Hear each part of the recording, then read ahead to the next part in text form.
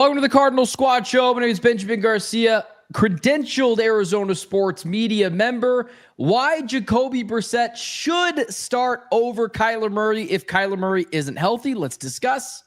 Jamil Douglas, former NFL offensive lineman. What is the defense's expectations with them getting guys back and fully healthy, ready to go?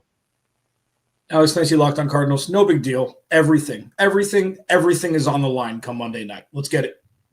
Rise up, Red Sea. It's the Cardinals Squad. Everything Arizona Cardinals every week. Covering all the big hits and game-changing plays from the Valley of the Sun. The way only the Locked On Podcast Network can. Gear up and squad up. The Cardinals Squad Show starts now.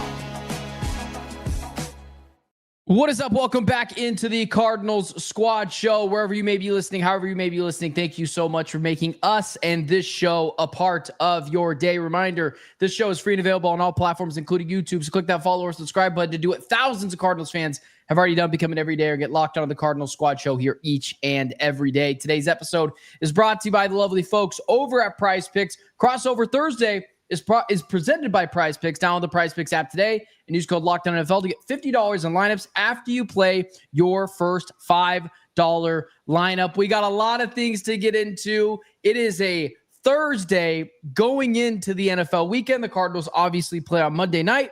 Reminder, we will be live after that game. There's been some weird kind of things going on between the Kyler Murray, Jacoby Brissett quarterback, quote-unquote, controversy. They pushed back Kyler Murray's availability, and that has happened over the past couple of weeks when he did not start for this team. What do we think of this? Maybe Kyler Murray is injured. Maybe Kyler Murray might not go in this game. But the better question is this. Yeah, I might think Jacoby Brissett's the better quarterback. But if Kyler Murray is at 80%, Clancy, would you rather start him or Jacoby Brissett at 100%? Kyler Murray. It's the right move. May not be the most rational, but it's the right one. It's not the right one. It's not the right one. It's not the right one. Let me give you mine before Zay Brissett speaks. Okay. Zay Brissett. First of all, Kyler Murray probably won't start if he's 80%. If he's 90, 85, something like that. And obviously we're splitting hairs at that point. But listen, what Kyler Murray can do at 80% at his peak is still higher than what Jacoby Brissett can do at his peak. That's just true. It's just true. The floor is going to be lower regardless. And this is not a science experiment like, hey, let's see what happens with a guy who's a franchise quarterback who's 80, 85%, whatever it is. Like, if you looked at what the cadence of the last 2 weeks, they moved the quarterback media time to later this week. They didn't say Kyler Murray. They said the quarterback media time. Jacoby Brissett threw with the ones. Kyler Murray threw with the twos today. With all that said, if Kyler Murray is suiting up and he's not in street clothes, he's playing. And that's what it should be, even though Jacoby Brissett may give them a better chance to win, which is the mind screw of all of it. Wait, are they Jamil, I know you want to go after him, but just I want Clancy to get first. Do you think this is just like the Cardinals kind of pushing him out there? No. Do you think this is Kyler? No, because listen, when it comes down to it, and this is a perfect transition into Jamil, like every single player every single coach, whatever it is, you have pride every second you're on the field. You're not going to put an inferior product out there just to save face for a franchise quarterback. That's not what this is. If Kyler Murray can go, he's going to go. And if he can go, he's going to start. So that's kind of where I'm at. So the pride thing, you're not doing this for show. This isn't Barnum and Bailey's. So if he's able to go, he's going to go. The problem is him being able to go is a lot lower bar than what most quarterbacks can go at. So if it's, we're doing hypotheticals, I'm still taking Kyler. Yeah. Okay. So I guess if we're speaking in terms of physical ability, yes, Kyler at 80% can do more than what Jacoby can do. I don't care about that though. Who's delivering the ball down the field? Who's giving our offense the chance to go and score against two really good teams that obviously I know everyone says Jamil acts like we lost or we won the last 2 weeks. We lost, but I don't think that the offense looks that productive with Kyler Murray back there in the last 2 weeks. So, yes, physical ability, he may be able to do a little more in terms of what his legs can do. I think when it comes to the arm, we kind of got to draw a line in the sand and say that I think Jacoby has the stronger arm in terms of what they can do. But I just don't feel like a Kyler at 80% is not threatening to a defense as opposed to Jacoby and what he's done the last 2 weeks. Is he threatening to a defense? And that's not rhetorical. Potentially, yes. Potentially. Who do you have to game plan more for? Kyler Murray or Jacoby Brissett? I think it depends on the situation. How much more complicated does that week leading up to if it's Jacoby Brissett or if it's Kyler? I may be wrong by saying I don't know that it gets a lot more. Okay, so what you're saying is in terms of the run game, there's an extra element. In terms of pass rushing, there's an extra element because he can get out the pocket. I think on the other side of that, in terms of rushing the passer, Jacoby gives you a boost because he is that bigger body. So it's not like we can just get down the middle of the pocket and this guy's going to get flustered. We can get down the middle of the pocket. We know he's going to stand in there and deliver it. So it has its pros and cons, but I get what you're saying in terms of like game planning for as a whole. I guess Kyler Murray proposes more of an issue. What separates Kyler at 80% than Jacoby at 100%? I promise this is going somewhere, Clancy. What would you say is the biggest differentiator between those two? I mean, Kyler Murray's game-breaking ability at 80% is still better than 30% of the quarterbacks in the NFL. Like, what he can do great, I can count on one hand how many can do great. The fact that we haven't seen it a lot, obviously, is the counter argument to that. But like, Jacoby Brissett is going to throw the ball 50 times. He's probably going to throw one pick. He's probably going to throw 2 touchdowns. And it's going to come down to them converting on 3rd and long like they did against Green Bay. They kept him in games. Like, Kyler Murray's off script is better than Jacoby's on script the majority of the time. Like, and that's what it is. It's like, it's the X factor. Whatever cliche you want to use, it's the fugazi. It's the thing in between the white and the black. Like, the gray area plays is where Kyler Murray thrives, and Jacoby Brissett can't do that. I think so. I would agree. So if it was an upper body, what are we laughing at? What are we laughing at? He said right. If it was an upper body injury, I might agree with Clancy that 80% of Kyler is better than Jacoby Brissett because it's a higher ceiling. But I think what makes Kyler so special is his ability to extend plays with his legs, to take off. He's clearly a better athlete. With this midfoot injury, I wonder how much of that is hindering him and how much of that, when you take away his legs, takes away his ability to have those wow plays. So I think, like, we already have a discussion at 100%, who would you rather have? The more stable quarterback, but we know for a long period of time isn't a great starting quarterback, or Kyler, his abilities to kind of do this, but the highs are really high and the lows are really low. I think when you take away Kyler's legs, which is what this injury is, you do lean towards Jacoby, because all that other stuff that Kyler does really well, it kind of goes away when you make him a statue quarterback and sit behind the offensive line that, Tua just said himself, he has some trouble seeing over. So maybe Kyler does too.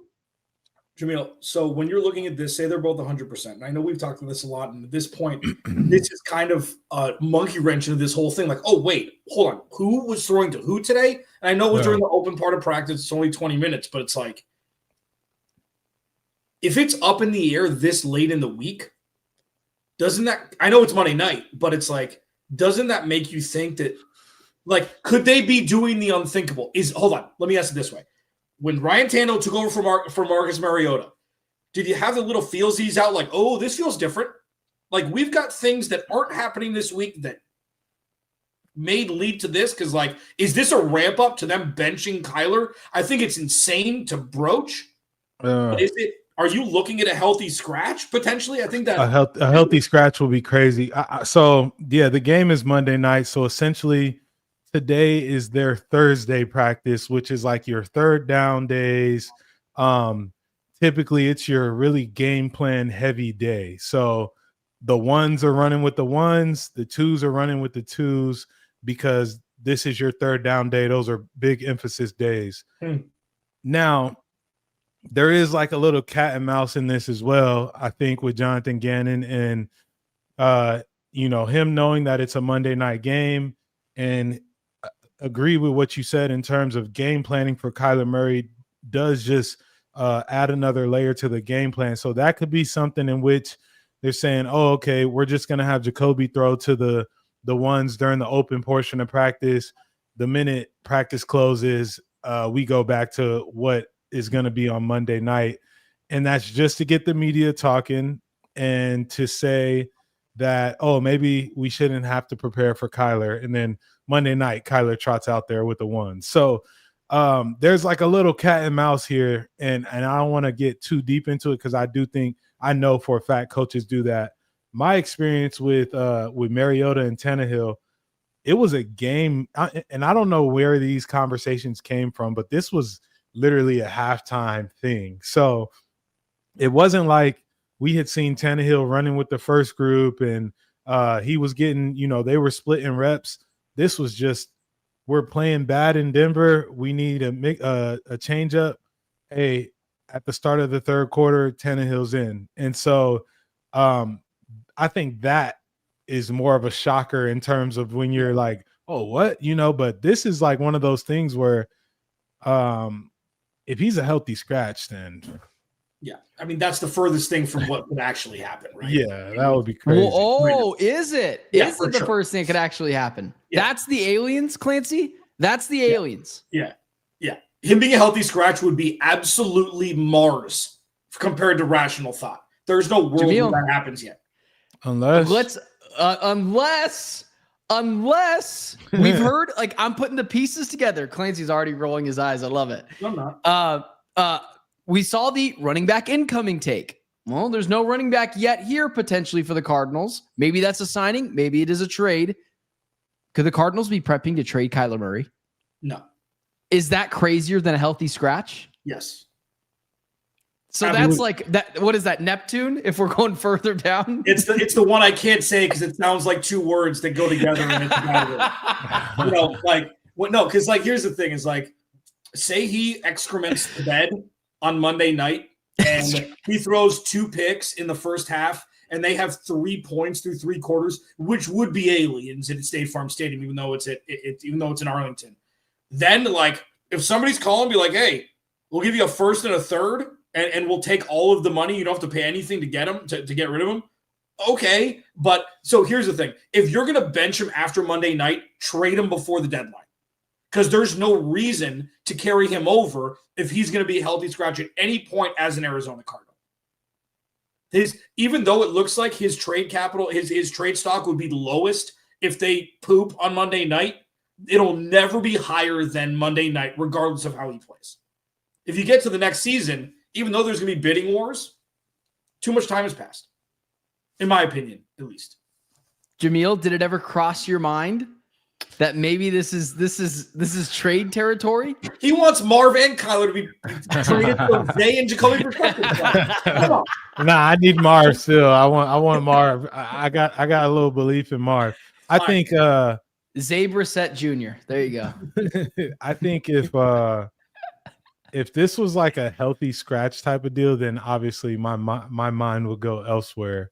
I think it's more so cat and mouse than him being a healthy scratch. Like, of course, for the sake of this show, I would love to say at 11:59, the ticker's gonna say Kyler Murray's been traded, but I just don't think that that's where they're at. I think, like I said yesterday, we're about to find out a lot about Kyler Murray this Monday night. I think this is one of the bigger games in terms of like moments in his career, because if he is coming back, we've seen the offense be a little bit more productive.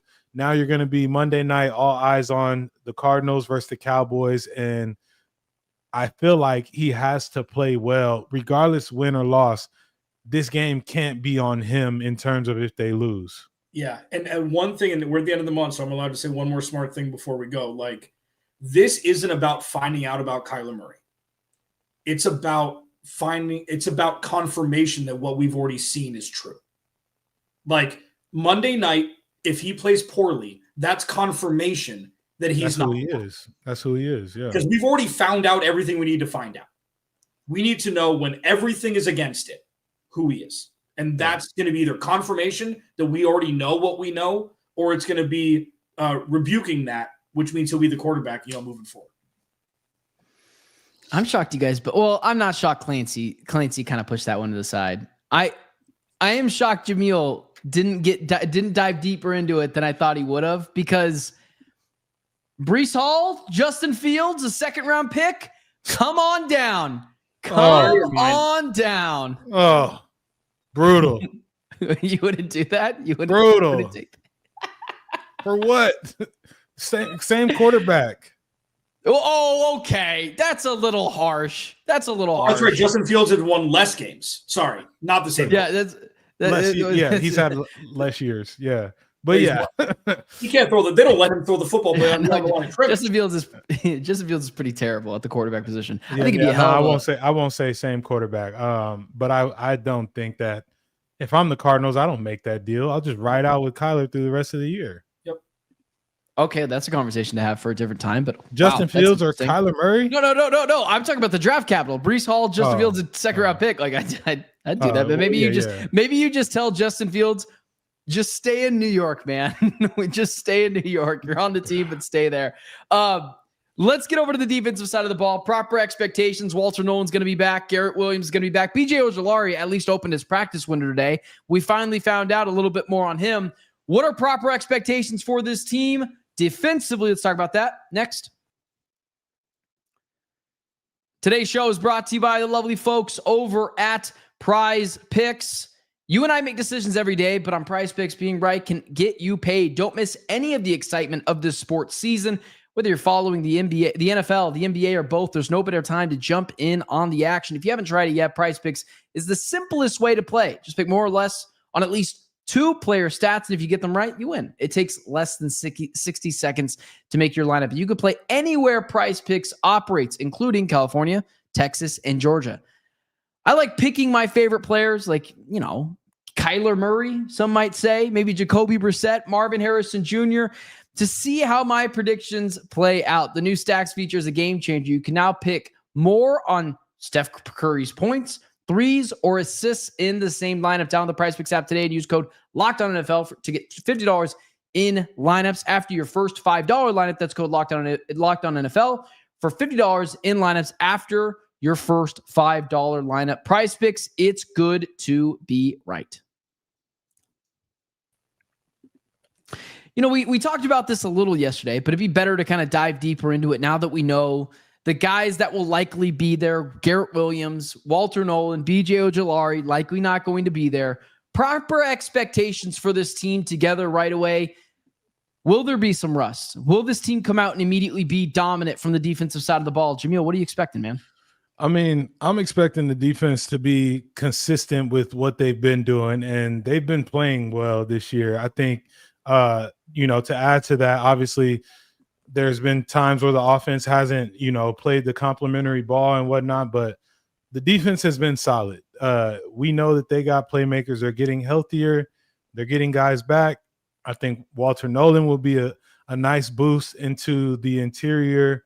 Garrett Williams coming back. Like, they're getting guys back where they didn't lack in terms of talent playing out there. So my expectation is that they're consistent with what they've been doing. I did say I do want to see some more turnovers from the defense. I think they got the guys to do it, and it hasn't been as often as you would like to see, but I wouldn't say that that's a knock on them. That's just, as the season goes on, those certain things start to pop up. And I do think with Walter Nolan coming back and an interior rusher, someone who can be disruptive, that's going to help the edge guys in order to get those TFLs and those sack fumbles, things like that. So my expectation is that they're consistent with what they've been doing. Yeah, I think Walter Nolan's going to be very Will Johnson-y, like right away. Like every single person I've talked to that I trust in this space, draft people, dynasty people, things like that, after the draft and up until now, up until Marcus Mosier, Locked on Cowboys, that I did yesterday, that posted today, said this team that they cover should have taken Walter Nolan. Like that was the one that they wanted to take. And, sometimes, it drops, and if it's, every team's a little bit different, but this is a dude who could come in and what you want, what the ceiling is with Garrett Williams and Walter Nolan, with the youth on the interior defensive line, could be that missing link between playing well through the third quarter and playing well through the fourth quarter. Like that's the anomaly of the defense, is why they forget how to play football in the fourth quarter. So for the numbers, the Cardinals have a plus 20 point differential in the first quarter. They've got a plus 8 point differential in the second. They've got a plus 18 point differential in the third, and a minus 47 point differential in the fourth. So if Garrett Williams coming back and Walter Nolan being able to infuse some youth and some quickness on the interior defensive line, if those guys are able to lift this defense up to where they can be a little bit more spry in the fourth, you could be having weird conversations 3 weeks from now when the Cardinals are 5-5 and they beat 3 really good teams in the process. Like this defense hasn't cratered all year. They in the fourth quarter they looked bad, but how well they played in the first 3 has allowed for them to have some leeway. I just like when you see Walter Nolan, Jamil, the majority of people on the interior are Vince Wilfork and Calais Campbell and Dalvin Tomlinson. This dude is like a twinkle toes at 240 pounds or 260 pounds. He's a different breed. Like, how hard is it as a guard to block somebody like that when you have Dalvin and Calais alongside him? No, it's definitely. I'd much rather play against the bigger bodies, the guys that when they take a step, you can kind of predict where they're going to go next. Walter Nolan reminds me a lot, similar skill set to Grady Jarrett. And I spent time in Atlanta as well as played against Grady when I was with the Titans. And his skill set is unique because he can play the run, but he's also quick enough to play the pass game and be disruptive. He's not like a game wrecker, but his presence is felt on the defense. And I think expectation-wise for Walter Nolan, I think you don't have to be a game wrecker at all. Like you got enough guys around you to where if you're disruptive, other guys are going to make plays and then you're going to get yours. I think that's going to help them out a ton, especially in the middle of the pocket and speaking in terms of like turnovers. But yeah, it's difficult, man. When guys have that ability to be stout, but also twitchy, they can kind of, play their game how they want and pick and choose when they want to kind of give the offensive lineman different fits.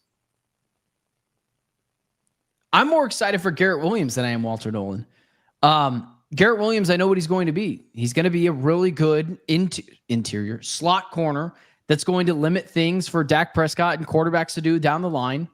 But even more than anything, I think one of the reasons why the Cardinals maybe haven't looked as complicated defensively when it comes to blitzing the quarterback is they trust their guys, but not as much as if they would with Will Johnson and Garrett Williams and, potentially even Max Melton over there as well. You put those 3 guys and, bring someone down and Jalen Thompson or, Rabbit Taylor Demerson, whatever you want to do. Like, it gives you more free will to do what you want to do in the box defensively. You want to just play straight up man and blitz the house against a quarterback like Dak who can, carve you up if you give him enough time, or quarterbacks down the line, Baker Mayfield, who can be a little bit of a statue sometimes as well. Like, that's kind of what I'm looking forward to. It's been a little too much of leaning on Jalen Thompson, Rabbit Taylor Demerson. Like, adding those guys back to the fold, I think, is the strength of this team when we all kind of thought that the pass rush was supposed to be. So I know that they kind of need Walter Nolan to be an immediate impact player, but I also just question how much he's going to play. 1, because he's a rookie. 2, because he's coming off an injury. Like, 3, I just think they trust, obviously, Garrett Williams more to do that. Go for it, Joel. Yeah, I mean, Walter Nolan, like, I hope the expectation is not him being an every down guy or even us seeing him throughout the whole game. I don't think that coming off of a calf, you don't know how that's going to react in live action. You can't really simulate it in practice. So we can't expect him to be on the field every down. I do think we'll see him mixed in, but he'll be on the pitch count until the following week. I just think it's unrealistic to, put him in a position where it's like, all right, you play the whole game. You just came off a calf injury. Yeah. I mean, because remember, Jalen Johnson was lost for the year with, I thought that was a groin. Sorry. That's what, never mind. I stand corrected. I mean, I think I'm more excited in the secondary, what I call the demon line, which we haven't been able to see, is those three safeties. And then Garrett Williams on the outside with Jalen Thompson playing in the slot. And then now we're going to be having, one of my favorite question marks going into the season was, can Will Johnson, Wally Pipp, can he supplant Max Melton as CB1A? And the dude has been lights out aside from some, he had 3 penalties this past week. He's still a rookie. But I'll tell you what, I think the best DB lineup they've got is the 3 safeties with Rabbit as the third, Will Johnson and Garrett Williams on the outside. If those guys can cover, the Cardinals can get more coverage sacks starting this week, moving on, that they haven't been able to do. It unlocks everything. Yeah. What's going to be interesting is that the matchup with obviously the Cowboys receivers and they're 2 guys. I'm interested to see, is there a traveler? Is someone traveling with someone based off body type or what will be the plan? Because, those are 2 elite receivers. So that's going to be an interesting matchup in which I'm going to love to see. And then even in terms of what the Cowboys have at the tight end position, obviously a weapon. Yeah. So it's going to be, we're going to get to see what the Cardinals think about where their DBs stack up by who's guarding who. Do we think both guys are good enough to just stay on their side? Do we have to travel? That'll tell us what the Cardinals believe they have in a defensive back room. Now that they've got a bunch of their guys back, this defense is healthy. There's nothing more that they're really waiting on to take them to where they want to go and to be an elite defense. But with that being the case, does expectations change on Nick Rallis then to become a mastermind defensively, empty the playbook like we saw against the Panthers and who was the first game? The Saints, those goal line stands where maybe they lose those guys and they blow a couple of fourth quarter collapses, which I still think is really unfair to put everything on the defense, but still, maybe they don't feel like they had their guys and they we got to kind of sit back and play a little bit of coverage and shrink the field a little bit down the red zone. I don't know. I mean, they had that goal line stand against San Francisco. Here's the thing. Nick Rallis has been the best coordinator the Cardinals have had since 2023. That's obvious. If he wants to be a head coach in 2026, go win football games this year. I think there's another level to where Nick Rallis has done a lot with nothing during the first year and a half. And he's done enough this year with what he's got. But to be elite, there is another step that he hasn't taken yet. And you look at it in the fourth quarter. I mean, it's simple. I don't know if they're playing more prevent, which, all that does is prevent wins. Was that the old adage? They need to be demonic. They've got the skill set in every position, even the off-ball backers that people give them all the crap for. It's there's no excuse. There's no holes on this defense. So, yeah, it's on Nick Rallis to save the season. Seriously, I don't say that hyperbolically. It's on him to save the season, and he's got the talent to do it. He just has to do it. What does that mean? Giving people defense, giving defense the attention. It's go be the best side of the ball then.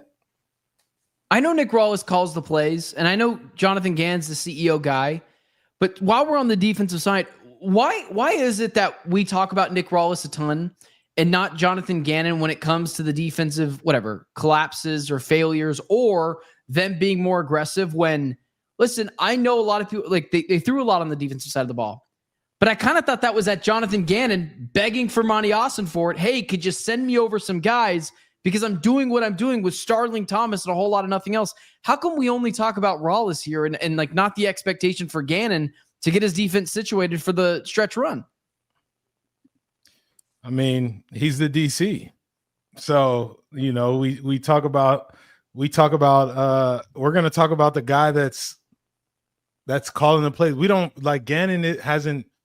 We know that Gannon has given him the green light in terms of calling the defense. So there are certain coaches where, when you hear, oh yeah, he calls the plays, but he's definitely being overseen, or there's a trump card in terms of Nick Rallis. Andy Reid is that person. Andy Reid doesn't call plays. Right. Andy Reid, but Andy Reid oversees everything. Like he does call plays. Yeah, he does call plays. He's the offensive coordinator. For a long time, it was Eric Bieniemy. Bieniemy worked with him, but Andy Reid always had his hand in that. 100%. Like they were tandem in terms. Calls the defense. Spagnuolo calls the defense. Yeah. So I just think it's the dynamic, man. It's that's just what it is, That so Nick Rallis is gonna get the praise, and he's also gonna get the blame. Yeah, well, and just one thing, like this is Jonathan Gannon's defense that Nick Rallis is running.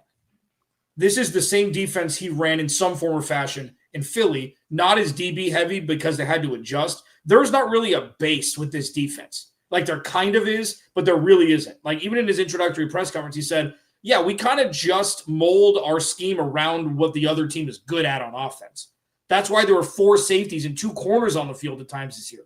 Like it's a same English language. Nick Rallis is British English and Jonathan Gannon is English, but it's the same language.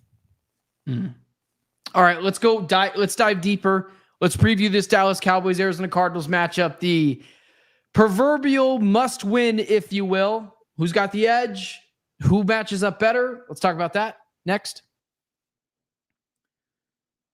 Today's show is brought to you by those folks, the good folks over at Mazda. Mazda crafts cars for those who do more than simply move. Mazda delivers confidence with every ride with more IIHS Top Safety Pick Plus awards than anyone else. From footwork to breathwork, athletes sweat all the details. Mazda brings all the same intentions to know how we craft every model. You can feel Japanese craftsmanship in every detail, from the metallic accents to available Napa leather upholstery. You can make everyday drives feel like anything but smooth handling to intuitive controls. Like our players, we sweat every detail because when you make every move count, impossible becomes irrelevant. Mazda, move and be moved. All right, let's start here. The preview of the Dallas Cowboys game for the Arizona Cardinals. We talked about this briefly, but let's zero in on CeeDee Lamb, George Pickens, Jake Ferguson against the Arizona Cardinals defense. On its own, against, I guess you should say, the Arizona Cardinals secondary, and I guess maybe Mac Wilson, however they're going to try to defend Jake Ferguson. Who's got the edge here? Who very clearly has the edge here? There's more to this, I promise. In terms of the players? The wide receiver, those 3 guys, the Jake Ferguson, the pass catchers, or the Arizona Cardinals defensive backs. Who do you trust more? I don't know. I don't know what you're asking, but I'm gonna say who do you trust more to win that battle? What do you mean? What am I asking? I don't get it. Like, what is the, who do I trust more in terms of, I mean, the quarterback still has to get the ball there.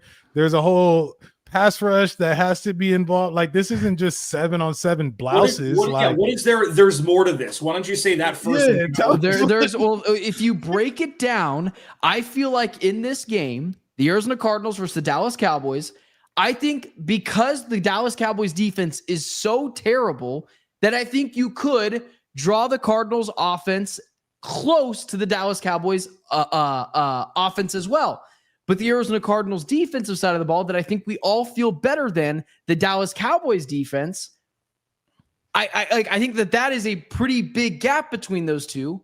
So when you add CeeDee Lamb and George Pickens and Jake Ferguson into the fold, you say to yourself, maybe the defenses are kind of close to each other too, because that matchup is going to be, I think you trust those three guys more than you trust the Arizona Cardinals defensive backs. That's what I mean. The defenses ain't even close. The defenses ain't even close. Ain't even close. It ain't even, bro. Okay. The Cowboys are 31st in defense. No, they're a terrible defense. They're terrible. And you're not talking about the most important person in Javonte Williams, who's run the whole ship. Like, this offense is nightmare fuel for any NFL defense. Okay, any defense, yeah. So to answer your question, let's pivot it this way. I guess the biggest winner from the Arizona Cardinals defense to those three pass catchers is Jake Ferguson. He is going to have a career day because he is going to have maybe one person on him. You're going to have, 5 DBs on the field, 6 at times. One's going to bracket CD. George Pickens is going to be dancing like a crazy person, running go routes. Like, Jake Ferguson is going to have, in my opinion, at least 6 receptions, at least 80 yards receiving, and 1, if not 2 touchdowns. He's going to be the backbreaker because everything else is going to be taken away. And then Javonte Williams, who's been one of the most consistent guys in the league this year, with a much healthier offensive line, who are returning all their starters for the first time in a while this year, on Monday. That's the nightmare fuel. Yeah, he's a top 3 receiver. He's not going to give the fits that everybody else will because of the defensive scheme to scheme against him, in my opinion. Yeah, I think if I'm Jonathan Gannon, what I'm preaching to the Cardinals this week is we have to be able to extend drives and control the clock. Mm-hmm. More opportunities the Cowboys get, doesn't matter. I mean, we've seen Dak have 2 picks in a game, but throw for 4 touchdowns. Like, that's just the reality of how good their skill positions are and how efficient their offense can be. Yep. But I'm saying we have to be able to control the time of possession. And this is the game where I don't care how good the DBs and receivers are. If you can't get to Dak and disrupt the timing, he's going to deliver the ball where it needs to be at. So this is the game in which, yes, we're happy Will Johnson's playing well. Garrett Williams is coming back. Buddha's in the mix. Like, if there's no pass rush, none of that matters at the end of the day. So, and we haven't seen the pass rush, be what I think we've expected yet. This is a game in which you've got to kind of spin the dial to get home and create some turnovers for your offense. Yeah, because look at it this way, and this is going to sound crazy, but it's not. Let's just take a second. The best on-script quarterbacks in the NFL: Jared Goff, Matthew Stafford, Dak Prescott. Like, Josh Allen lives in lunacy. Patrick Mahomes, it doesn't matter. If you have something in a vacuum, you could argue that Dak Prescott is the best quarterback in the NFL when he has time. And he's shown it. The numbers are there. And he's got the best 1-2 punch with Jamar Chase and T. Higgins in the league, with the tight end, with the running game that works. If you give him time, they will put up 40 points. This is not something where it's like, oh, the defense is good enough. This is by far the best offense they've played. Yeah. And I'm not saying Dak's the best quarterback in the NFL. But the numbers speak for itself, man. He doesn't make mistakes. Yeah. He doesn't, like Jared, they don't make mistakes when they're on rhythm, when they're not disrupted. So Jamil's right. Like, it starts and ends with getting home. Mm-hmm. Or pressuring, getting him off, getting him out of the pocket. Do you trust the Arizona Cardinals pass rushers to finally do that? Because I don't know if adding Walter Nolan to the fold changes that much, especially when he's going to be on a pitch count. Adding Garrett Williams to Will. I think their coverage sacks that haven't been able to be had because they haven't been able to hold. They've been able to cover for that extra half second with Max Melton. Yeah, I mean, look, this isn't going to be a game where Dak's going to be running for his life. Like, he's going to have pockets to stand in. All you're looking for is 1 play, 2 plays out of the game that change the course of the game, get you a tip, overthrow, pick. Like, this isn't something in which, like, when I say spin the dial, I'm not saying every play there's got to be someone off the edge. I'm saying in those moments where you need it, you get it, and the offense capitalizes on it, because the Cowboys are going to get theirs. Their offense is just that good. In that the Cardinals defense is very capable of giving the Cowboys fits. It's just a matter of when.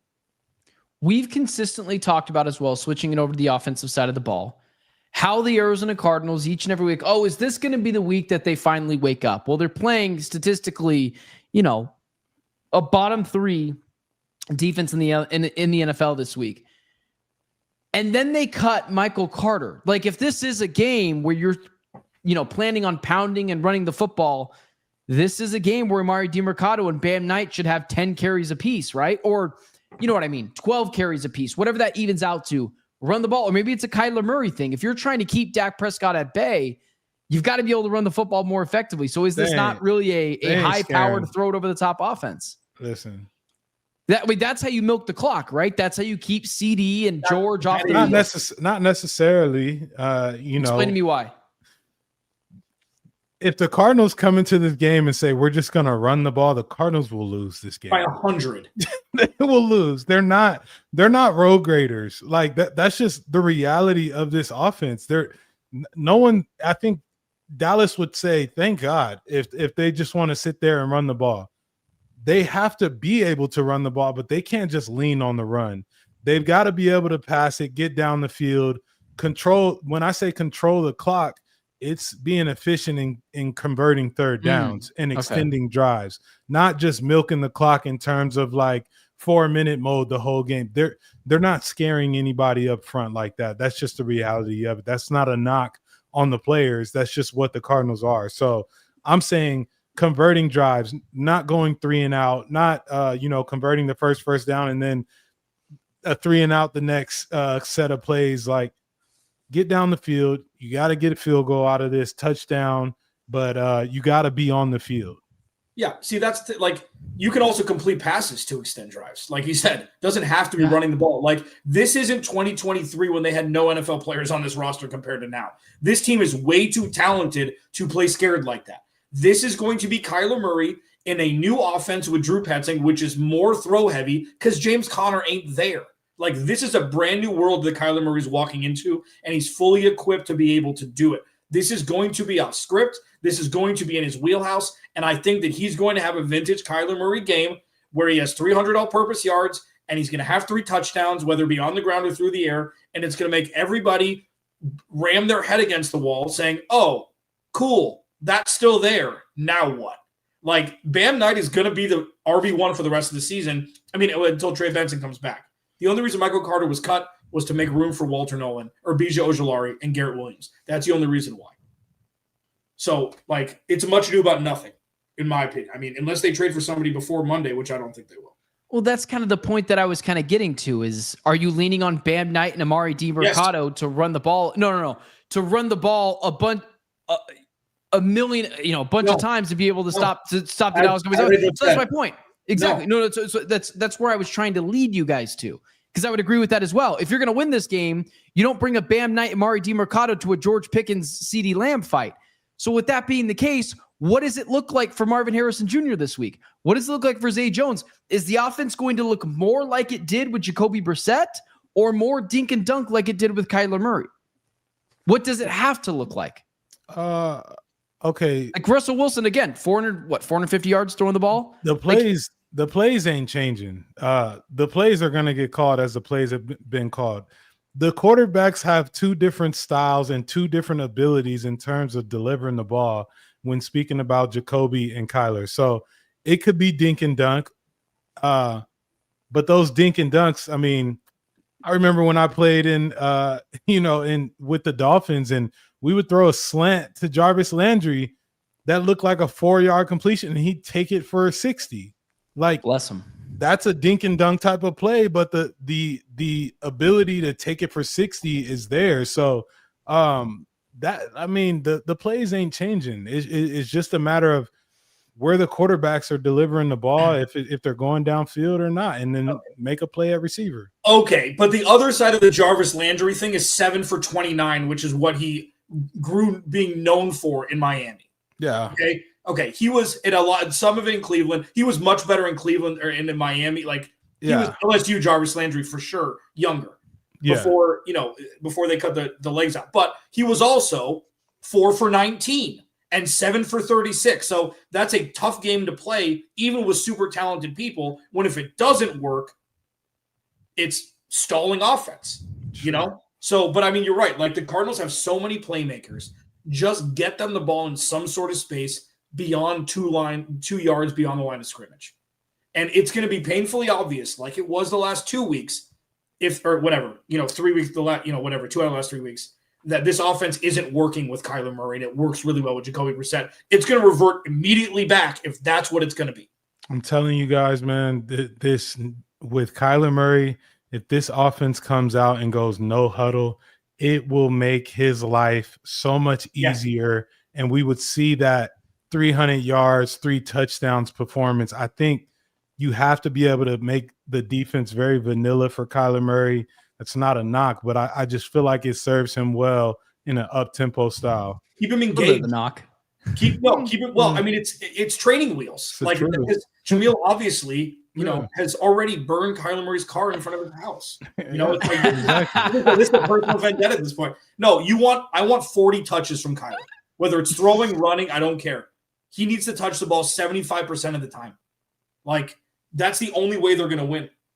You can't lean on the run at this point. It's so painfully obvious that Kyler Murray's going to have a 400 total yardage game, 3 touchdowns. And awesome. I don't know if the Cardinals are going to win, because we'll get to that in just a second. But it's just so painfully obvious that this is going to be the week where Kyler is awesome. And then next week, we'll see if he can be consistent ball. Let's get to the predictions side.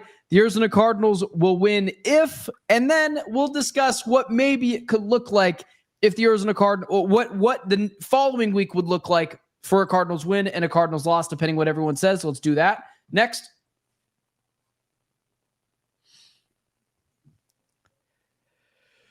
Closing out the show. Let's get to some predictions.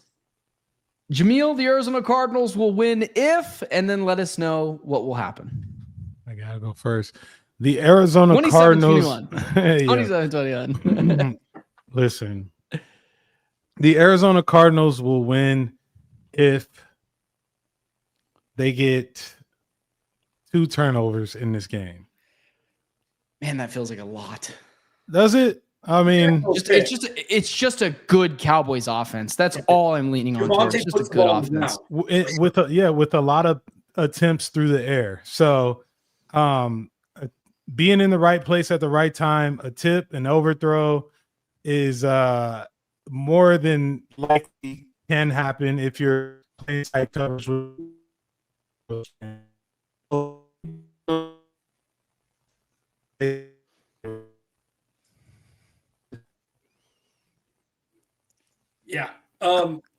technical difficulties. For me, it's if the Cardinals score 28 points, they win.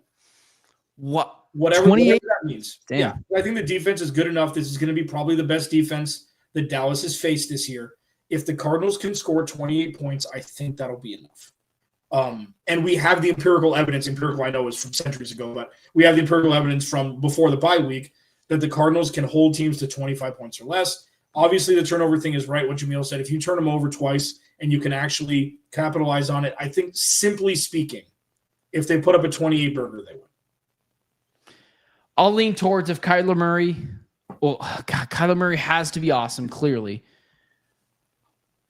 If Kyler Murray has a vintage Kyler Murray performance, and it is 350 yards, 3 touchdowns, no turnovers, the Cardinals play that clean turnover ball, I'll say that the Cardinals win. Because I feel good about the Cardinals being an opportunistic team that when the ball's on the ground, they'll get there. Will the Cardinals offense convert on it? I don't know. But that's why I lean towards Kyler has to be awesome. What I'm really curious about is if the Arizona Cardinals, as we bring Jamil back into the fold, if the Arizona Cardinals, we got you. If the Arizona Cardinals lose this game, if the Arizona Cardinals win this game, what do you guys think we're talking about next week? What are we talking about? We're not talking about a quarterback controversy. We're not talking about anything other than going to the link or whatever the hell they call Seattle Stadium and seeing if they can duplicate it or replicate it on a short week.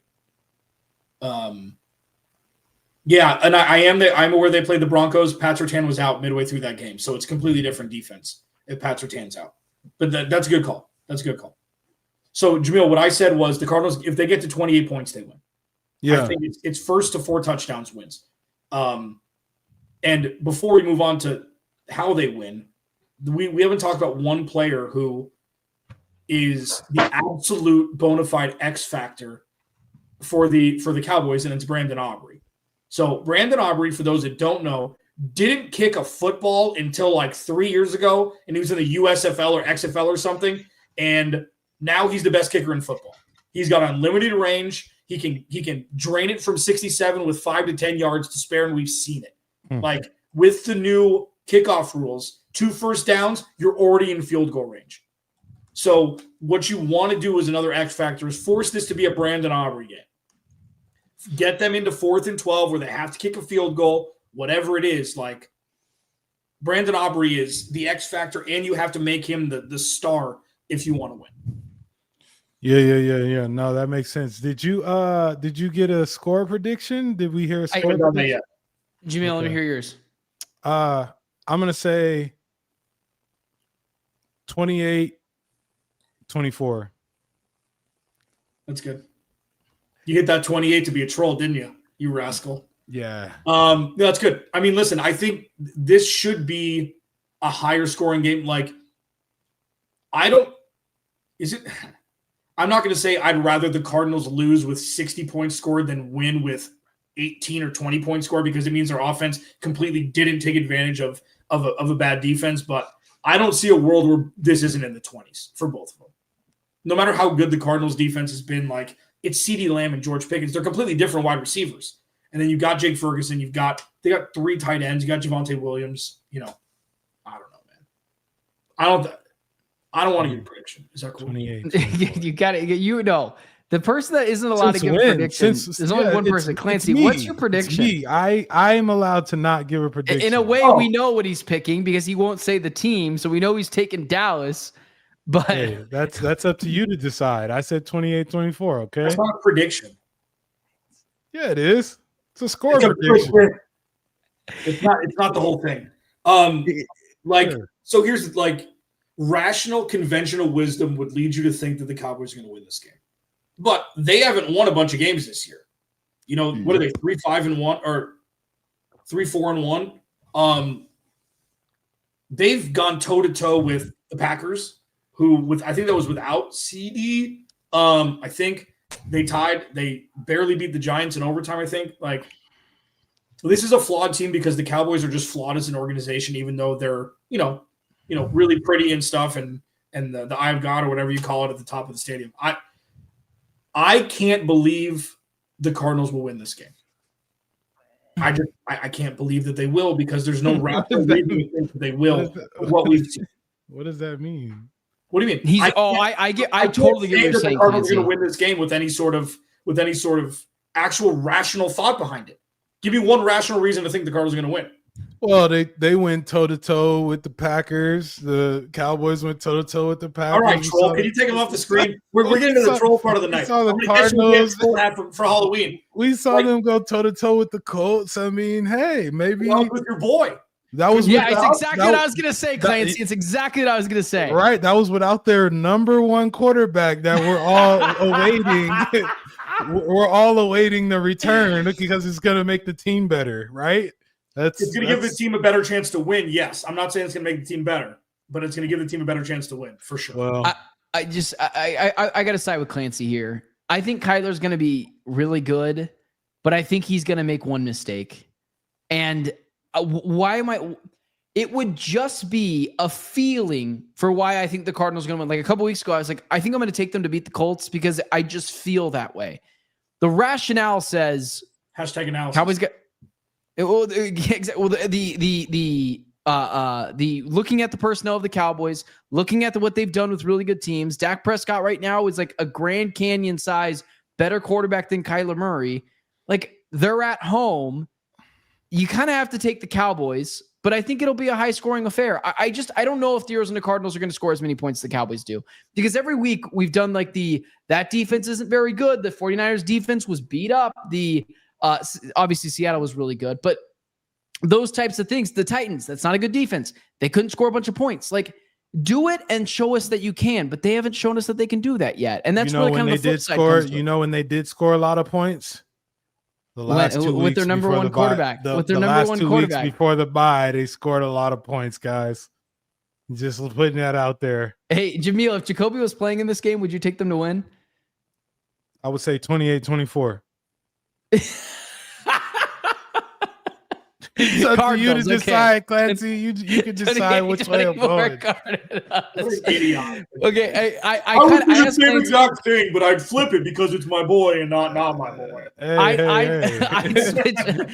So I'll switch it. Let me switch it up here. If the Cardinals lose, what are we talking about? Jacoby will be the starter the next week. How they lose. Come on. Let's be honest. If they put up a 30-burger and they lose, Kyler Murray's starting in Seattle. Sure. That's the worst thing that can happen. It's the worst thing that can happen. I don't think – no, here's the thing. If they lose, it doesn't matter what happens. Like, truly, it doesn't matter who starts in week 9 or in week 10 because the season's over. Like, let's be clear. If they lose on Monday night, there is no chance they're making the playoffs. Okay? Yeah, the season's over. They're cooked. So it doesn't matter who starts. Cooked. It doesn't matter what happens after if they lose Monday night. They lose Monday night. They might before they get on the plane, we might hear a trade. I'm just playing. Breece Hall and a second-round pick. Welcome to Arizona. It's a dumb extent. What are we gonna do with Breece Hall? It is. You gonna return punt? Yeah. Like, what are we doing here? That's what terrible. He's a sweetener. Wait a second. Do you think you can get a first-round pick for Kyler? Is that what you're calling me crazy? You can 100% get a first-round pick for Kyler still. I don't think you're crazy. I don't think you're crazy. I didn't think you'd say first-round picks they have next year. I just didn't think you'd say it with so much conviction. But I get it. Like, dude, I get it. There's a lot more Taylor Heinicke than there are Kyler Murrays in this league. Like, there's a lot more backup quarterbacks that are starting. Kyler Murray's a starting quarterback in this league. He hasn't played well for chunks, but look at how bad large portions of this league has to deal with quarterbacks-wise. Like, dude, I don't know, man. He's gonna looking for the. There's no way he's not going for a first if he gets traded. I don't know. Wow, I think it depends. I think it depends on the team. I think it depends on the team that needs them for sure. You know, like Cleveland has 2 first-round picks next year. Poor Kyler. Listen, Cleveland. I'll tell you right now. Now Cleveland can run the football. Yeah. Dylan Gabriel or whatever, you start Jacoby next year and you roll with another 5'10" quarterback. It's awesome. Cleveland can run the ball. That wouldn't be a bad gig. Kyler might. All right, fine. You know what I'm saying? Let me adjust it. I don't know. Let me adjust it. On Monday, we're talking about perfect timing. A first-round pick in Shedeur Sanders. Welcome to Arizona. Out of this world. Who gave you a microphone? What are we doing here? He's just very clicky. He's clickbaity sometimes. You know what I'm saying? Shedeur, you want to see Shedeur in he said Dylan Gabriel shows instead of saying things. I think he said Dylan Gabriel. I was joking. Just like, it was a joke. Oh, well. Okay, well, so am I. I don't really want Shedeur Sanders here. The only reason they can't do that is because they got Deshaun Watson's contract and they don't have $900 million salary. Okay, am I the only one not allowed to Deshaun Watson enters the chat. No, that's even worse. Deshaun Watson enters that is way worse. Yell at him, Clancy. Reprimand him. That is way worse. Hey. Reprimand him. Hey. I'm going to start calling you Dink. That name just came out the sky, okay? Deshaun Watson. He's on the roster. That's it. Deshaun Watson enters the chat. Get out of here, dude. He forgot to play football 3 years. That's way worse than anything I've said. Yeah. Way worse. I'd rather roll with Joe Flacco next year. Like, there's other quarterbacks you can roll with, and Deshaun Watson doesn't know how to play football anymore. Yeah, no, I'm just doing what Ben does and getting clickbaity, you know. No, what did I do? I didn't say anything. How long we got? What didn't you do is the question. Anyways, coming back to Earth here, going into Monday night, it's not far-fetched. It's fetched. It's where we are now. Everything changes after Monday night, one way or the other. If they win Monday night, Kyler Murray will be quarterback, and we will not be talking about this. If they lose Monday night and they put up less than 20 points, brutal. Yeah. Brutal. Again, if Kyler Murray's a healthy scratch at any point during his career with the Arizona Cardinals, he will not be an Arizona Cardinal in 2026. This is a legacy game for Kyler Murray. Yeah, at home is the perfect stage. Show us the cojones. Let's see what you got. This is a legacy game. Like this, the stakes couldn't be higher. Monday Night Football, never lost. You don't even have a. This doesn't even have playoff implications on the line. Like this is as real as it gets for Kyler Murray. We're literally gonna get all our questions answered this Monday, guys.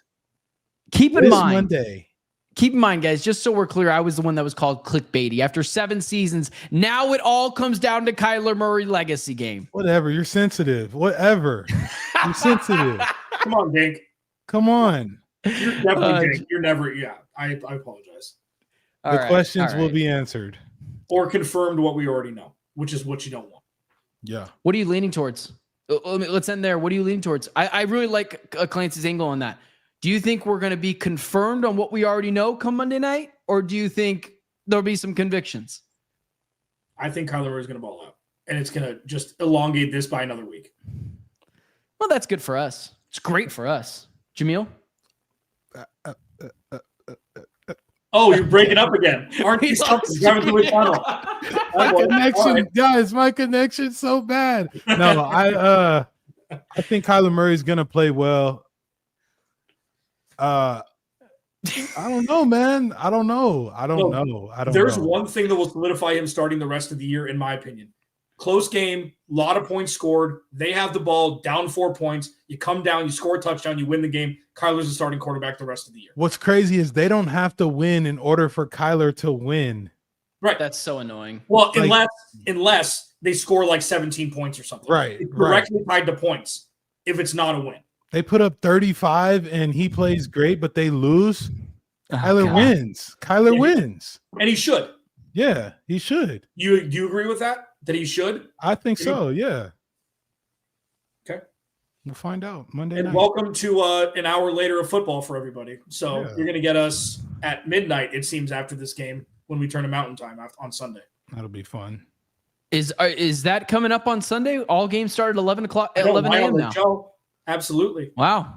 Well, that sucks. I like waking up in the morning and knowing there's football. All right. There's going to be football no matter what. So you're in good shape. It's at 10 a.m.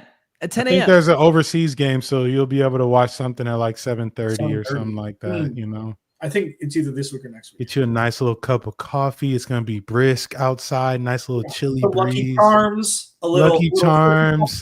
Your SpongeBob slippers that you wear. Oh, boy. Yeah. It's going to be great, man. It's going to be so fun for you. And the show. You're the only one that can do it. So fun for you. Everyone have a heck of a Halloween. I'm going to go as SpongeBob. Jamil and Clancy are probably just going to, hang out, have a brewski and chill. With that being said, for Clancy, Jamil, myself, everyone in the chat, we appreciate you guys being here. Reminder, directly after the game on Monday, Clancy will go live, do about 15, 20 minutes, do his spiel. Then directly after that, Clancy, myself, and Jamil will go live and we'll dissect an Arizona Cardinals hopeful W. But until then, we will talk to you guys on Monday post Monday Night Football.